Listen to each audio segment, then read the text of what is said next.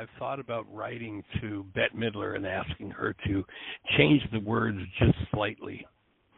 And the line in the song that I'd love to see Bette Midler change is the song that says, God is watching us. And the line in the song says, God is watching us from a distance.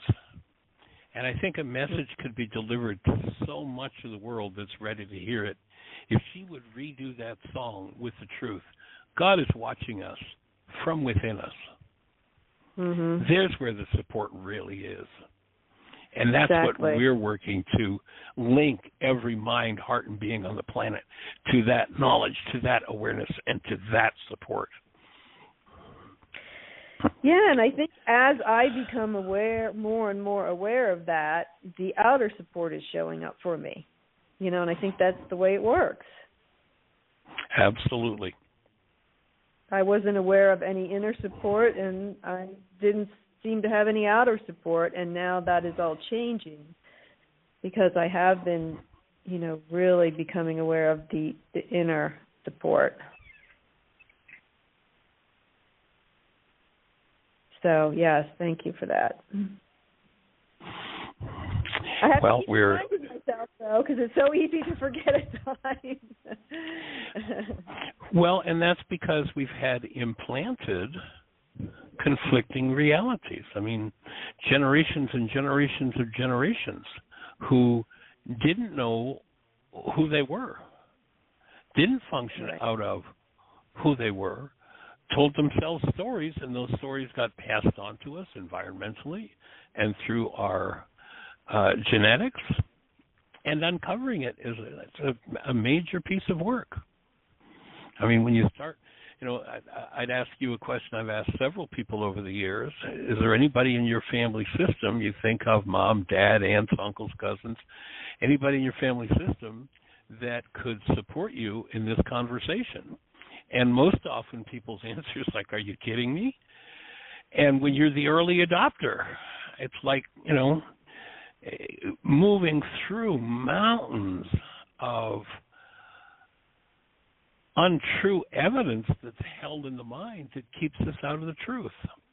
And it sure takes courage to face and move through those things. So accolades to Dr. Tim for being the space to open and bring that healing into your awareness on a new level, and accolades to you for being willing for having the brain cells to hear it and say, I go for it.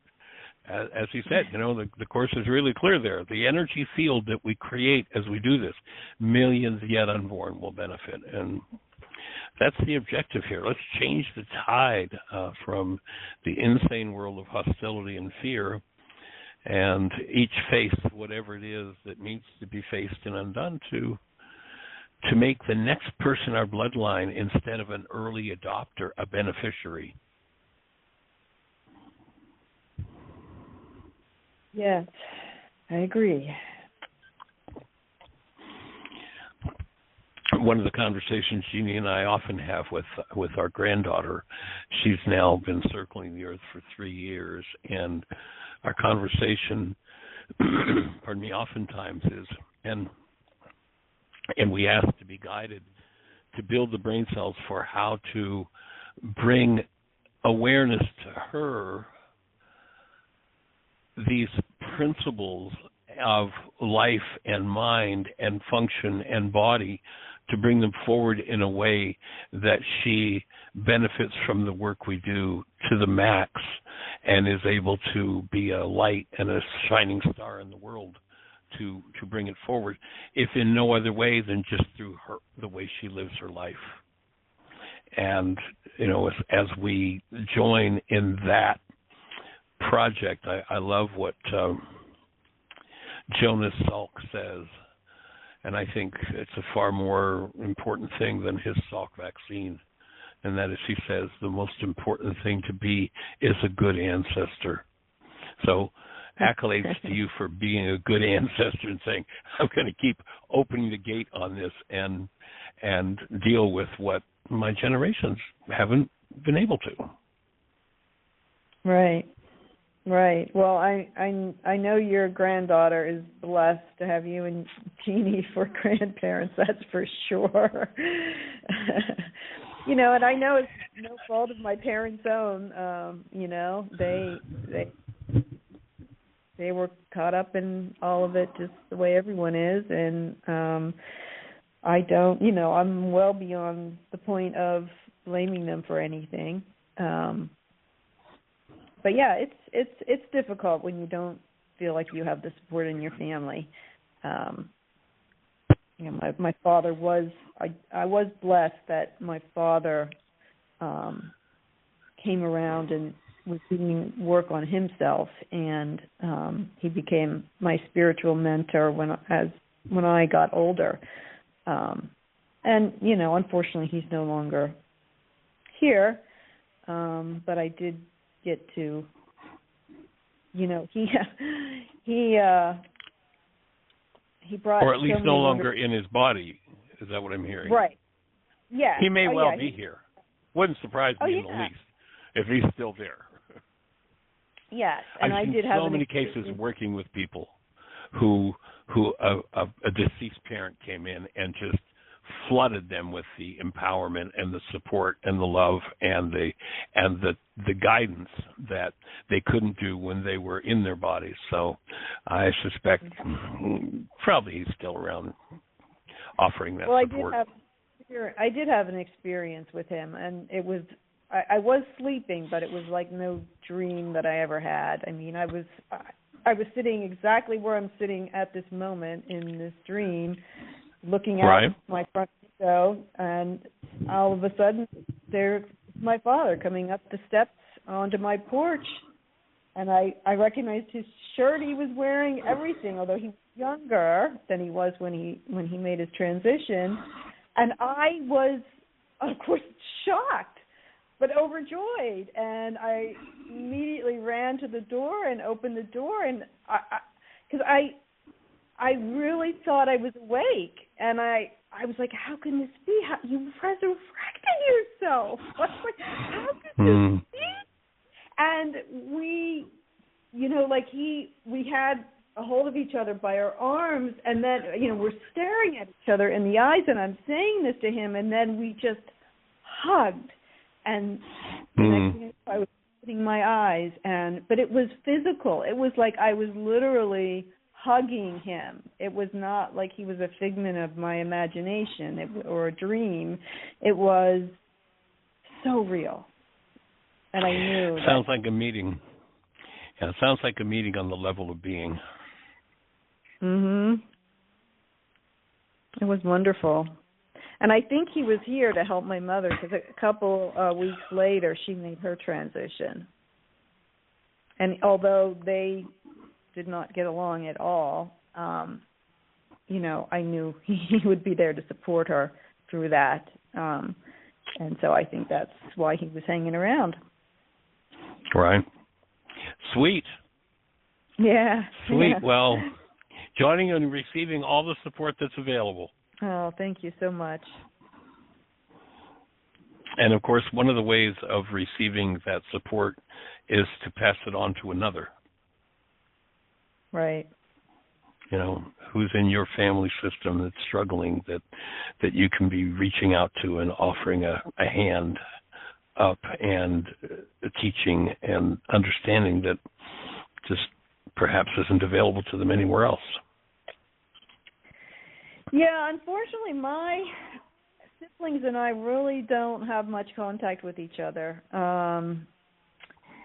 And, I mean, we have had more recently since my mother, you know, started her, you know, when things started going downhill for her physically.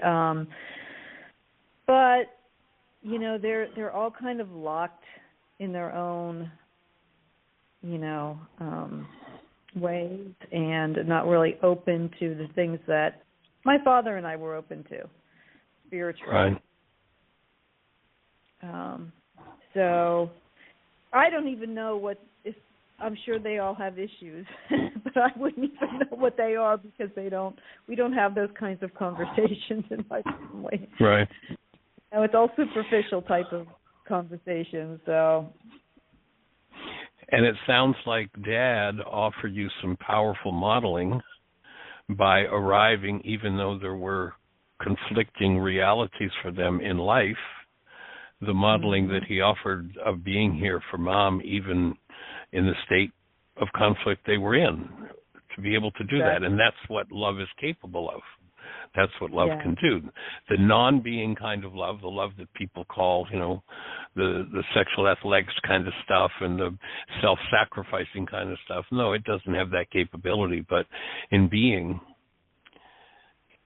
we can come forward and hold that space for even the deepest, darkest person we know and the realities that they hold, because that's what human life is designed to be able to do, to be that space no matter what, and to be empowered in that space.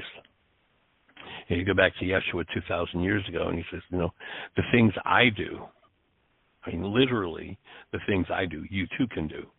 And what was he? But he was the space. Literally the space for all the world.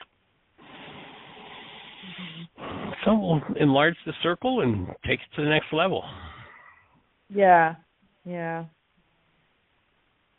so I definitely do that where I see an opening, I share things that have helped me, and where there doesn't seem to be an opening, I don't try and force my way in.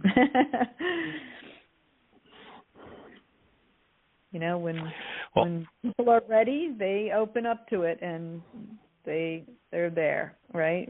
Ready to receive.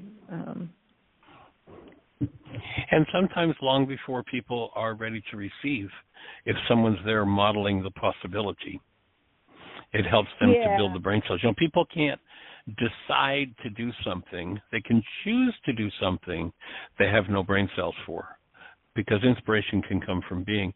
But people who live on the level of the mind can't choose to do something they have no brain cells for. They can only live by the decisions in their minds. And so, what we're working to do is to support people to bring in that new level of awareness called being, where the power of choice, the power of original creation lies, where living strictly from the mind level, which is what most of the world is doing, all that can happen is replicate whatever's been there. And so opening a space for new levels of awareness, new levels of creative ability is another aspect of this work that I think is really important. Yeah. I think, too, a lot of times we ascribe to people who are living out of their minds, or pardon me, I guess I should say living in their minds, don't know how to be out of their minds, and they're making decisions based on generations and generations and generations of experience of those things that aren't true about us as humans, that when we open that other level of capacity, that other level of being, that's when we really move beyond decisions and start to make true choices, which absolutely changes the whole game, because it introduces a whole different level of creation into the world. And the world has been starving for it for so long. Mm-hmm. So we're delighted and honored to be here supporting you in being fed and feeding the world. Oh, thank you. I appreciate it. Your tools have definitely been a big help for me, and I'm grateful. Sweet. That's awesome. Well, we're here to support you anytime. Okay. All right. Love and blessings. Thanks. Bye-bye. Okay. Take care. Bye-bye. Sweet, sweet, sweet. That's what makes it all worthwhile. And we are just entering into the chapter on clarifying love, chapter 18 from Why Is This Happening to Me Again in our reading. So I'm going to read a couple of paragraphs from that chapter. And we're talking to this character, Richard, about what the word love means. And I've just pointed out that to be the space of love, to function as who we are, we've got to straighten out the definition of the word. And he had just asked me the question, well, boy, if somebody's assaulting you or what have you, who could possibly do anything other than have anger or fear at that? Anger or hate, actually, is the word he uses. And my offering is, well, the person who can do that is a person who doesn't have anger or hate in them. And Richard comes back with, but he interjected, it's like, stay with me for a minute, Richard. Remember, our goal is to let go of the old beliefs and manipulative teachings long enough to build some new brain cells. If, when I'm finished, what I've said doesn't make sense, throw it out. We'll go back to the old way.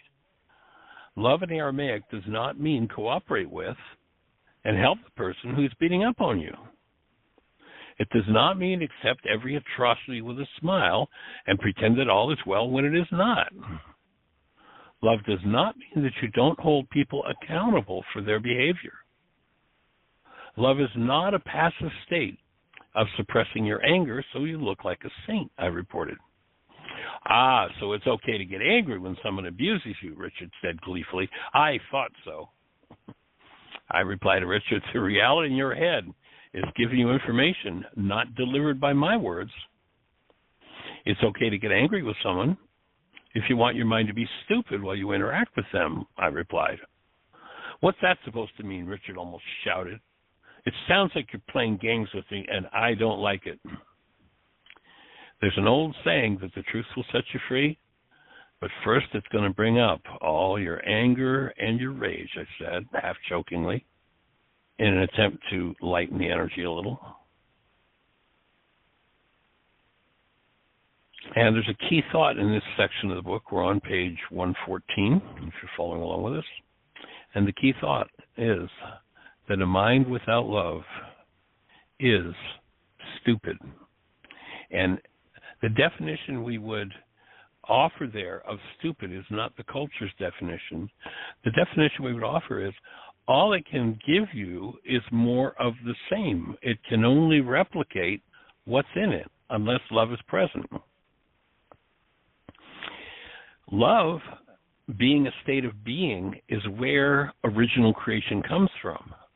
If the actual presence of being, if the actual presence of love is not in the mind, then one is locked into that replicate state. Same, SSDD, same stuff, different day. We're looking to move beyond that. And because it is only that aspect of being that we describe with the word love that is capable of bringing in something new and something different, we recognize that the mind, left to its own devices and not fueled by conscious active present love, simply replicates the dynamics of its generations, and in particular, its power person dynamics. And one of the last things that the mind stuck in its power person dynamics wants to do is look at and deal with those power person dynamics. Being has to wake up to and choose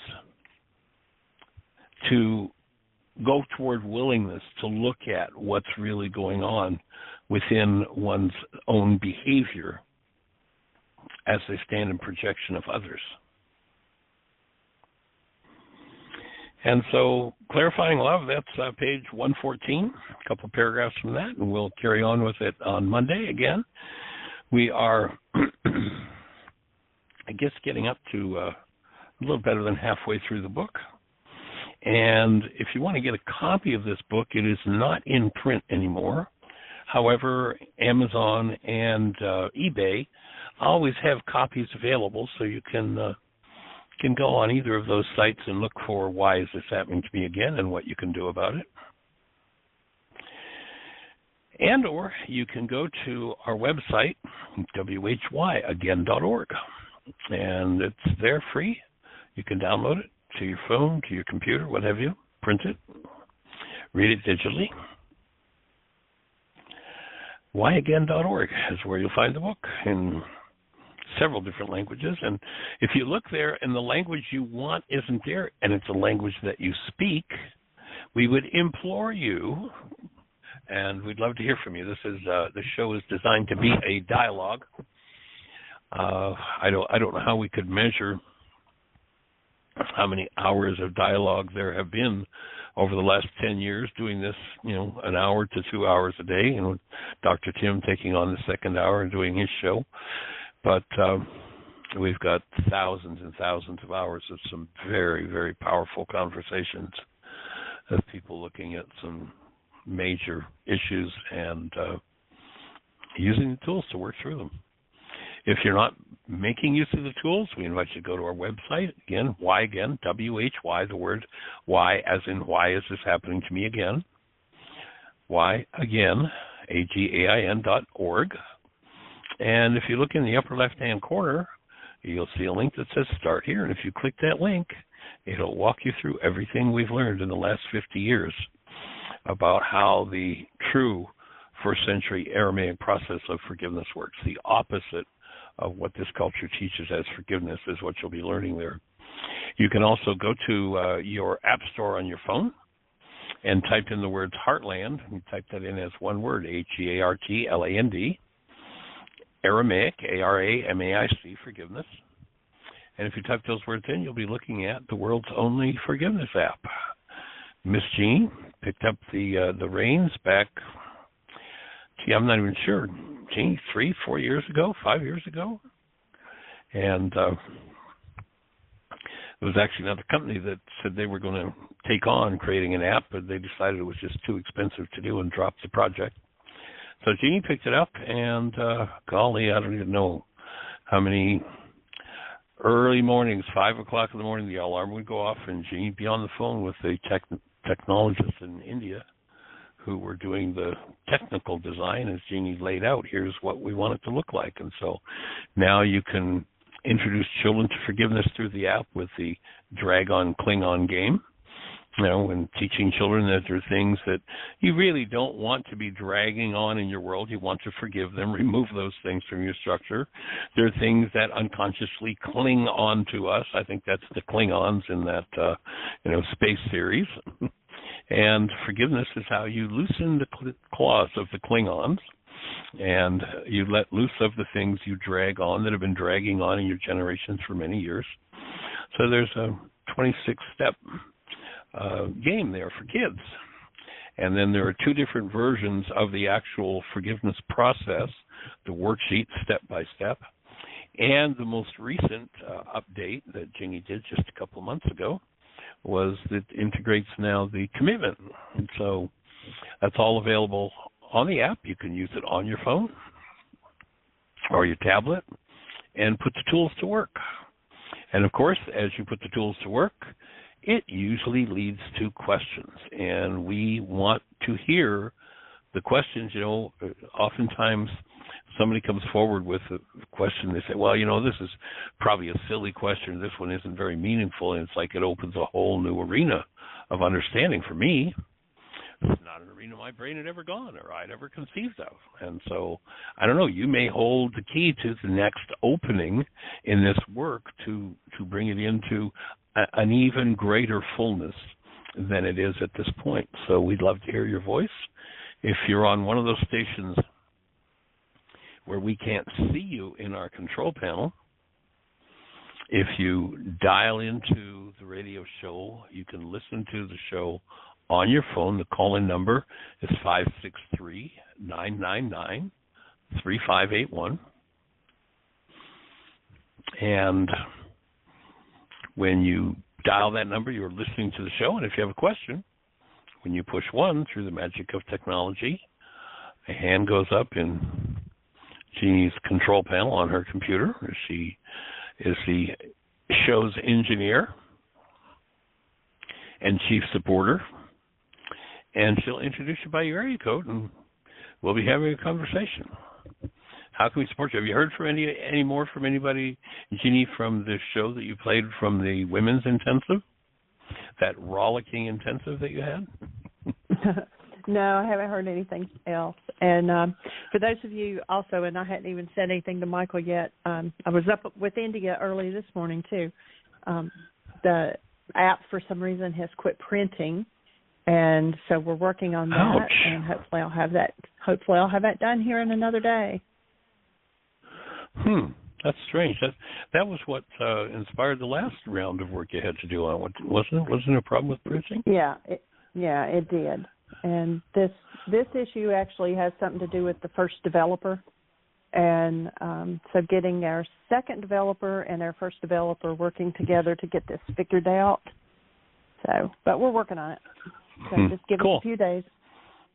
Thanks for your patience. Sweetie. Yeah, the app, actually one of the things that we purposely designed into it was a lack of permissions. You know, most apps, you put them on your phone and it wants to monitor your calls and it wants to be able to dial your dialer and send texts and edit your contacts and store your contacts and share your contacts with all their marketing agents and blah, blah, blah, blah, blah. And we purposely set this up so it only requires one permission to operate, and that permission is I got to use the internet. That's the only thing it asks. And when you give it permission, you're using the forgiveness process, the worksheet right there on your phone, the commitment, what have you. And then if you do choose to print, when you complete a worksheet, if you disconnect or shut the program down, you know, that just disappears back into the digital world. It's gone. It's not stored anywhere. But if you choose to, there's a PDF button that you can push, and you can print it so you can save your work. So only you have access to it. And if you do that, it's going to ask for one more permission. That is permission to write to your drive so it has somewhere to store it. So we'll hold that will get resolved sooner rather than later. And we'll look forward to the next time we upgrade it and add still more components to that app. So are you out there with a question for us? If so, push 1. Let's have a conversation. 563-999-3581. We actually have 2 hands up. Let's say hello. The first one is, I believe, Magda, 828. You're on the air. Hello. It is Magda. Welcome, young lady. Good to hear your voice. What's on your mind today? Well, this will be real short so you can get to the next caller. I'm calling for 2 reasons. I want to thank Ellen so very much for being willing to share her process on the air. I just think it's marvelous that she did that, because it gives all of us more willingness to step into the safety that you all offer and Dr. Tim offers, because she knows, and I know, and we all know, that there's nothing but love. There's only love coming from you. So thank you, Ellen, for being brave enough, if you want to call it that, to share. And it was great to hear your process. So that was one thing. And then my second reason for calling is to ask you if you are familiar with a Dr. Gabor Mate, Gabor, first name, yes. Last name, M-C-E. You are. Yeah, he's a Canadian physician that works with people in trauma. I'm somewhat familiar with his work. Yes. I've just discovered him this last week, and I love the way that he explains the very same concepts and principles that you do, in terms of everything that we are dealing with now came from before, came from trauma during childhood. And I especially like the way he goes into the fact that traumas that we experienced during childhood were not necessarily what the world would call traumatic, but it is the way that we experience what happened. Yeah.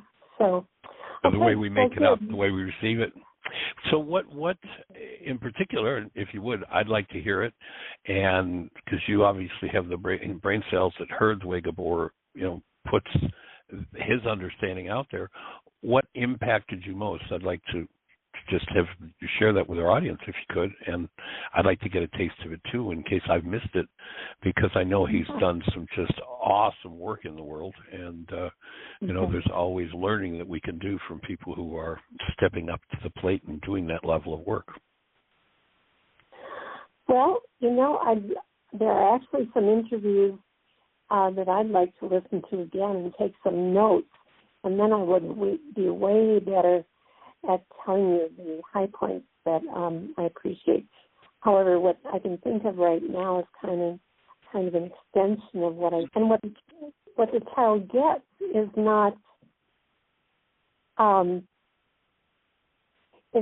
just that he or she is not a good little boy or girl.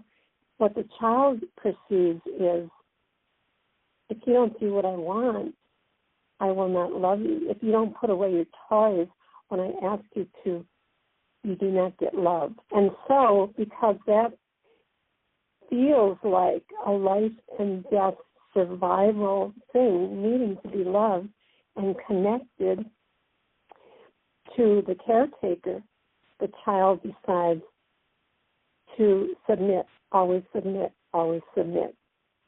And I'm not explaining it. Controlled by no, I think you're explaining it perfectly. So now we have a child who grows up as the obedient adult. Every authority simply has to raise their finger, and the child, because of the threat that surfaced in them in interaction with that power person, there's the power person dynamic, that forevermore, when that comes to the surface, unless they forgive and resolve that, it's going to drive and control their lives. And they're going to be controlled by authorities who are telling them to do things that are silly, stupid, ridiculous to do. But, if I want to survive, I have to follow this authority. Yeah, that's exactly right on track. Yeah. And, it's interesting you bring that particular situation up. I had a situation similar to that yesterday with Aria, and we were out playing with her. She had a little pool, and she has a couple of blow-up animals and a little container of balls that she plays with, and she left them out on the grass and said, "Well, we need to clean up now before we go," and we were going to jump on a trampoline, and we talked about, well, we have to put this away before we start to do that. Well, I don't want to do that. And she just walked away. And I said, well, it's okay if you want to, but remember that, we get all kinds of wonderful things given to us in life, and we take care of them. And if we don't take care of them, then they're not going to be there the next time we want to use them. So, if we put these toys away, then I know you like to play with them. They'll be there the next time. But, if we just leave them out there on the lawn, maybe an animal will come and take them or bite them and destroy them, and the things you want won't be there for you. As opposed to, the authority, you have to put your toys away, and the difference of night and day. And in Aramaic, that's discipline, which the word in our culture has become properly beat up, but it's really just means properly taught. It's to my benefit to put my toys away because they'll be there. Oh, I got it. Okay. And she just turned around and, we put them away. It was just fine. But it was a perfect example to come forward, and I just went through that with her yesterday. Excellent example of how to parent very, very beautifully. There is something else I just thought of that I remembered from one of Dr. Mate's lectures, and it is about, of course, what you teach in your work, that when we have a trigger, it is actually triggering something that's very old to come to the surface, and something that seemed to be very powerful in explaining the use of the trigger, because that's a word that we use all the time, but how many people actually use a gun or an explosive that has a trigger. Very few of us. So he kind of made it real, Right. and he said, the thing is, you've got the explosives within you. You have all of the material that is ready to become a bomb and explode with anger, explode with fear, whatever it is. All you need is for someone to pull that little tiny trigger. And your reaction may be huge, totally out of proportion. That's because it is within you. And I thought that was it made it more real for me. I didn't think that's a powerful example. Yeah. So, so it was cool to hear the things that you've been teaching for a long time, and always helps me to hear them in slightly different words. For Absolutely. my brain to be approaching my brain from another direction. Yeah. So we have another caller, though, Michael. Give another caller. That's okay. We're with you right now. And, we play, you've heard this rule 1,000 times. If we're talking to you, we're with you till we're complete. And the next caller will be with them 100% when we're with them. But another fine point of the conversation that it's just kind of clarifying for me, is recognizing that this event happens and the energetic dynamics of the event are whatever they are, and trigger that event brings up something from the past that is linked to pain or trauma. One of two things is going to happen.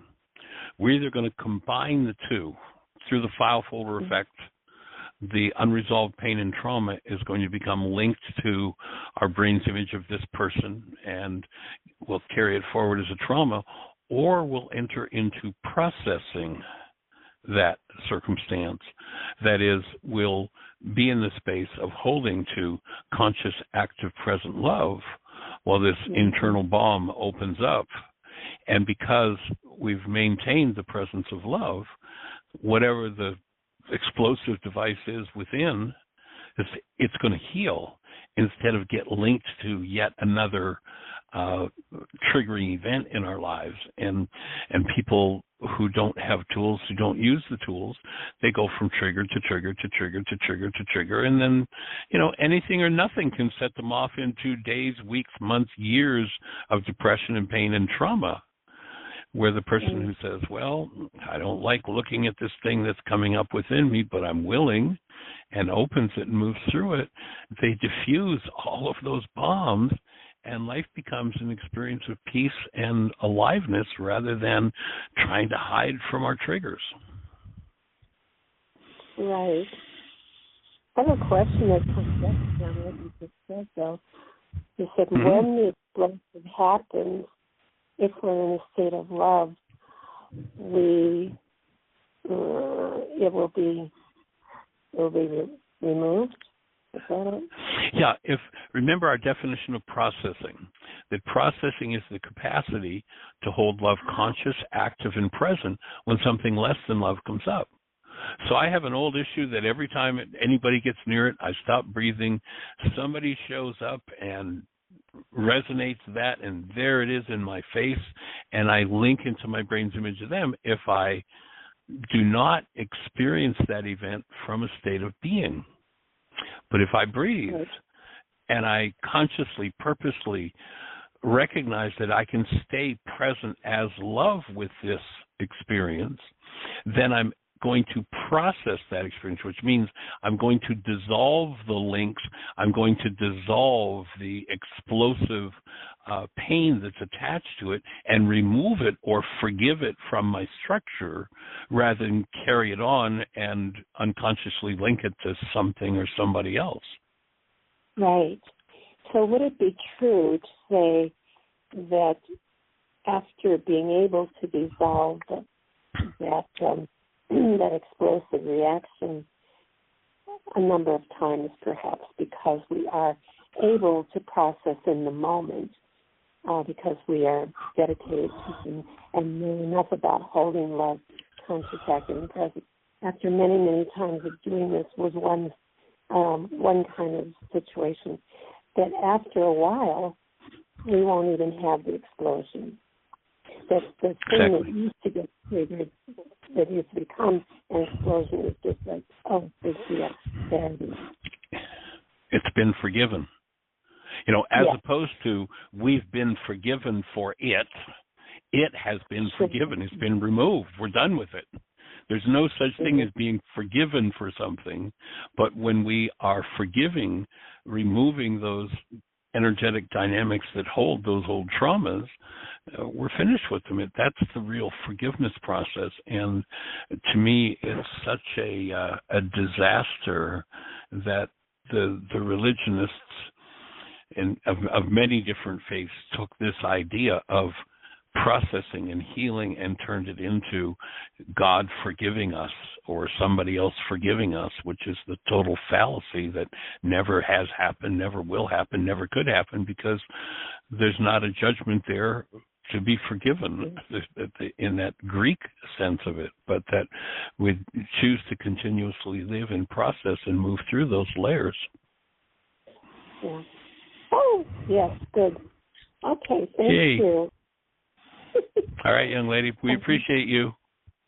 And you, both of you and everyone else out there, blessings everyone. I'm going to listen. Okay, give Chuck a hug for us. Shall do. Okay. All right, Miss Jeannie, you've got a hand up for us? Yes, and I believe it's Judy, 417. You're on the air. Just for your input. Hi there, young lady. Welcome. Honored and delighted. Me too. I'm always honored and delighted to have contact with you and Jeannie. I have been thinking about the mind of the body, and it just dawned on me today. I do these little word things on the phone, these word games. And my automatically can come up with some of the words that normally I wouldn't be able to come up with. I didn't even know how to spell them. But the body does. And I've been noticing that more and more. But today, it crossed my mind that when you're in the fight or flight mode, which is an automatic thing for the body to get into when you're in danger. Let's say you are in the fight and flight mode and you don't see a way out. What are you going to do? Now picture this, Judy. You've been in a number of intensors. Picture it. I'm going to turn around with my marker in my hand, and what am I going to write on the board? Go on, you say it. Normally, you just, the thing that I remember is all the above. All of the above. It's every tool we've got. So what am I going to do? Am I going to breathe? Am I going to take out a worksheet? Am I going to focus and purposely connect to love? What if you don't have time? What if you don't have time to take out a worksheet? You don't have time not to do one of the tools. Well, that's true. That's true. Remember, we've got that simple 3-step short form of the worksheet you can do. Oh, I have a goal. I cancel my goal. I have to be restored to love. There's always, how long did that take me? I cancel my need for this person to honor and cherish me, and I ask Ruka to come in and heal this pain that's moving in me. How long did it take? I always have time for that. Well, let's say you're in Africa, and one of the wild animals is you're facing one of them. You still do the same thing. If I'm a wild animal's heading for me, while I move into the sympathetic dominant state, which is where I want to be at that moment, so I have as much power in my muscles as I can possibly have, I'm going to be canceling the goal as well. There's a cute story about the fellow who's a Christian, and he's out with some friends, and they're in the woods, and as they're in the woods, there's this bear comes up, roaring up, chasing him, and right behind him, and he's like, what am I going to do?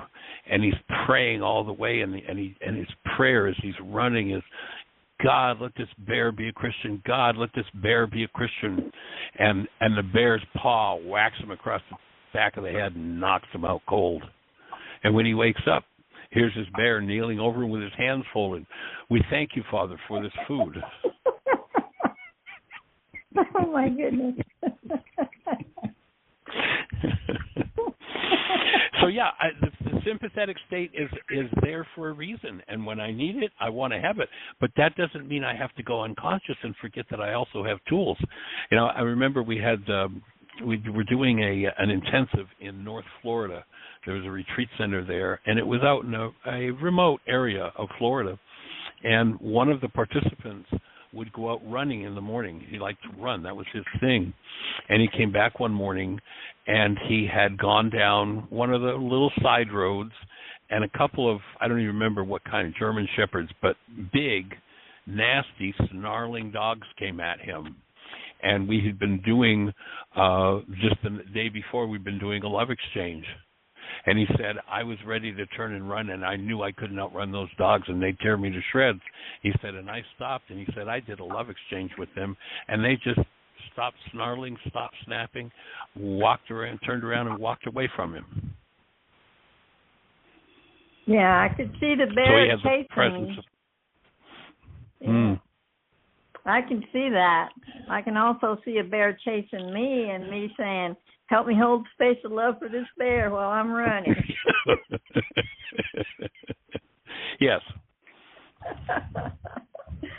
Okay, so that's basically it. We just go back to every tool you've got. And that's one of the reasons for using the tools on an ongoing basis. You enter into a practice until it becomes first nature to just go there. You don't have to stop and think about what I'm going to do.